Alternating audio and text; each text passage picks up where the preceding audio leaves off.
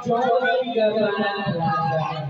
Alright, excited na ba kayo makita ng aming bisita? Excited na ba kayo? Alright, kaya naman hindi ko na patatagal pa. Please welcome our very special guest. Siya ay may dalawang malaking mata. Bibig na laging nakasama. Laban ay kakaiba at pag-temboy. Ikot pa, please welcome your best friend, my best friend, he's our best friend, Joey.